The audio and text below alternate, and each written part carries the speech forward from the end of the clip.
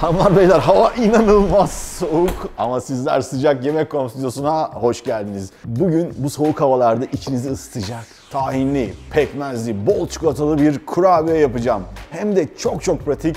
15 dakikada hazırlayacağız, 10 dakikada pişireceğiz, biraz da dinlenecek. Hepsi bu kadar basit. Öncesinde videoyu izleyin, sonra çayı koyun, kurabiye yapmaya başlayın. Sizin de birazdan kurabiyeleriniz hazır. Hadi mutfağa geçelim, biraz da ısınalım. Fırınımızı 160'a açalım. Kahvemizi şöyle bırakalım ve sıvılarla başlayalım. Tabii şimdi sıvılar deyince aklınıza hemen sıvılar gelmesin. Tereyağımız var, toz şekerimiz var. Şimdi tereyağı sıvılaşıyor ama toz şeker sıvı mıdır, katı mıdır? Şimdi siz bunu düşünün. Düşündüyseniz cevaplayayım. Şekeri de sıvılardan sayıyoruz çünkü eridikten sonra sıvılaştığı için kendisi pastacılıkta sıvılar kategorisinde. Yumurtamızı da aldık. Tereyağımız oda sıcaklığında. Gramaj severler için 115 gram, gramaj sevmeyenler için 4,5 yemek kaşığı. Üzerine 2,5 yemek kaşığı kadar toz şeker koyup güzelce ezeceğiz ki birbirine geçebilsinler. Şekerle tereyağımız böyle güzel bir krema kıvamını aldılar. Hafiften sert. Hemen içerisine oda sıcaklığında bir tane yumurta kırıyoruz. Her şey oda sıcaklığında olursa işler çok yolunda gidecektir. Yumurtayı da içerisine yedirelim. Yumurta da güzelce karıştı. Şimdi içerisine yaklaşık 1/3 su bardağı kadar da pekmez ekliyoruz.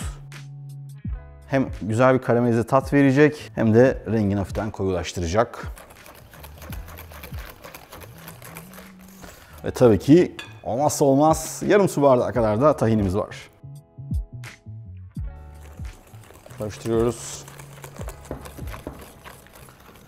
Gördüğünüz gibi macunumsu güzel bir kıvam oldu. Tahinli kurabiyelerde tahin çok önemli. Bazen tahinli kurabiye yaptığınızda kıvamını tutturamıyorsunuz. Çünkü neden? İyi bir tahin kullanmak işin başında önemli ama tahin öncesinde karıştırmak gerekiyor. Yağ ve o tahindeki posanın iyice karışmış olması lazım. Aksi takdirde ya yağ fazla ya da posası fazla bir kurabiyeniz olur. Eğer posası fazlaysa çok sert olur, eğer yağ fazlaysa da aşırı derece yayılır. Bu da aklınızın bir köşesinde bulunsun. Karışım içerisinde minik tereyağı parçaları görüyorsunuz. Onlar da birazdan kurabiye pişerken eriyip dağılacaklar ve bizim kurabiyemize muhteşem bir lezzet katacaklar. Artık ufak kuru malzemelere geçebiliriz. Unumuz var, kakaomuz var ve kabartma tozumuz var. Yaklaşık yarım çay kaşığı kadar kabartma tozu yeterli olacaktır. Güzel bir kakao kullanmanızı tavsiye ediyorum. Yaklaşık 1 yemek kaşığı kadar. Kakaonuzun içerisindeki kuru madde miktarı ne kadar fazlaysa çekeceği su o kadar fazla olacaktır. Ne kadar böyle yağlı bir kakaoysa çekeceği sıvı miktarı da o kadar az olacaktır. Bu nedenle hep aynı marka kakaoyu kullanıp zamanla tepkisini ölçmenizi tavsiye ederim. Bakın kakaoyu ekler eklemez hemen hamurlaşmaya başlıyor. Adeta bir kek hamuru haline aldı. 4 tepeleme yemek kaşığı unum var. Yavaş ekliyorum içerisine. Çok sert bir hamur olmayacak. Hafiften yayılsın istiyoruz. Kenarlardan toplayalım bakalım. Bakın spatula kolayca içerisinde hareket edebiliyor. Çok fazla karıştırmayacağız. Şöyle un içerisinde toplansın yeterli olacak. Aslına bakarsanız burada çok güzel bir kurabiye hamuru var. Bunu bu halde pişirmek isterseniz bence birazcık dondurup sonrasında pişirebilirsiniz. Ama ben içerisine birazcık ceviz ve çikolata ekleyeceğim için malzeme birazcık daha toparlanacak. Sizler ceviz ya da çikolata eklemek zorunda değilsiniz ama birazcık şımarmak istiyoruz. Birkaç çikolata koyalım. Damla çikolata olsun, hem sütlü olsun hem beyaz olsun. Bol şekerli şeylerde çok az bir miktar. Bir çimdik bile değil. Tuz bütün lezzeti dengeleyecektir. Cevizlerimizi çok ufak olmayacak şekilde iri doğrayalım. Ben içerisine bir avuç kadar ceviz atıyorum. Sizler fındık, badem, ne varsa fıstık da olur. Yer fıstığı da çok yakışır. Biraz da beyaz çikolata doğrayalım. Yine cevizlerle aynı boyutlarda olsunlar. Bir o kadar da sütlü çikolata. Bunları satılan paketlerin yarısı gibi düşünebilirsiniz. Toplamda bir paket koydum. Tabii yarısı beyaz, yarısı sütlü. Bitter'de kullanabilirsiniz. Şöyle güzelce birbirine girsinler. Hepsi bu kadar ama bu kadar basit. Yani 10 dakika içerisinde bitirdik diyebilirim. Hadi 15 olsun. Dilerseniz bunu kaldırın buzdolabına, 2 gün içerisinde pişirin. Yuvarlayın, koyun derin dondurucuya, 3 ay içerisinde dilediğiniz zaman açın fırını pişirin. Canınız ne zaman isterse bu muhteşem kurabiyenin tadına bakabilirsiniz ama ben şimdi yemek istiyorum. Bunu dondurma kaşığıyla da koyabilirsiniz ama ben size normal kaşıkla koymayı göstereceğim. Şöyle kaşığınızı doldurun. Ne kadar büyük istiyorsanız bu arada. Tatlı kaşığıyla da yapabilirsiniz.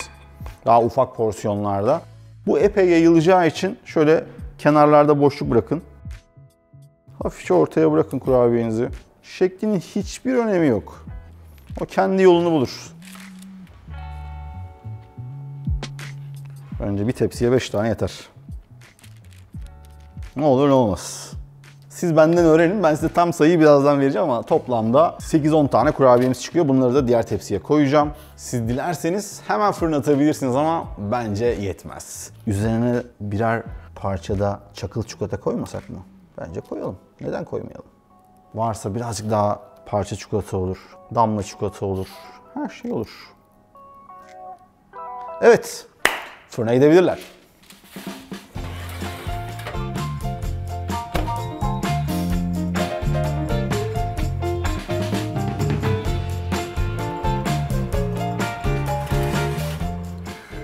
Koku var ya, koku. Koku kendi başına yeterli.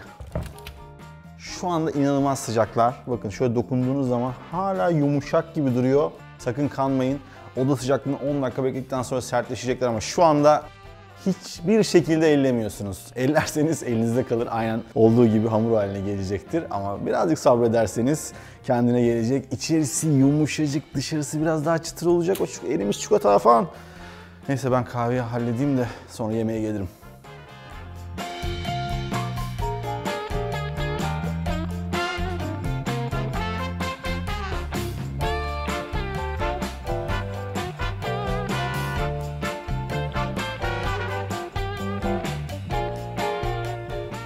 Hepsi bu kadar.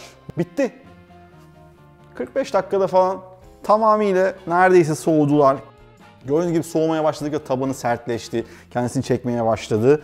Ve sıra artık en çok sevdiğim ve beklediğim ana geldi. Ben bunu yerim. Hala sıcak içi. Bakar mısınız? İçi adeta böyle yumuşacık bir dokusu var. Bütün çikolatalar erimiş. Beyaz çikolatalar gözüküyor. Kokusu böyle tahinli helva gibi.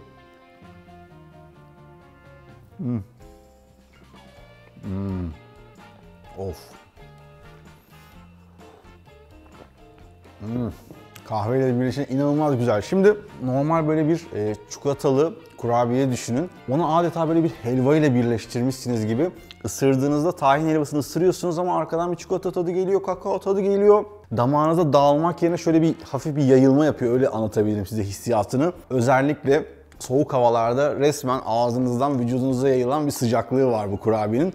Bu tarifi mutlaka deneyin. Bu arada bunun gibi böyle bol çikolatalı, cevizli, bol malzemeli bu kurabiyeyi herhangi bir kafede en az 10 liraya bulabilirsiniz ama bizim tüm tarifimiz taş çatlasa 30 liraya mal oldu. Bence ekonomik de bir tarif. Bunun karşılığında tek beklentimiz var.